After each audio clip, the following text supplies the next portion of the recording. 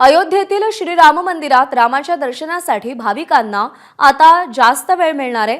मंदिरात येणाऱ्या भाविकांची वाढती संख्या लक्षात घेता राम मंदिर ट्रस्टकडून दर्शन आणि आरतीच्या वेळेमध्ये बदल करण्यात आलाय।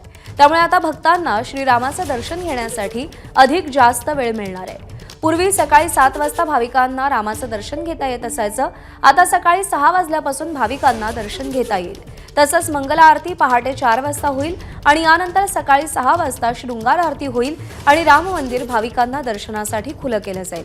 मंदिरात दुपारी 12 वाजता रामलल्लांना नैवेद्य अर्पण केला जाईल। या काळातही भक्तांना रामलल्लांचं दर्शन घेता येईल। दिवसातील शेवटची आरती रात्री 10 वाजता शयन आरती केली जाईल आणि त्यानंतर मंदिराचे दरवाजे बंद होतील। त्यामुळे सकाळी 6 ते रात्री 10 पर्यंत दर्शन घेता येणार आहे।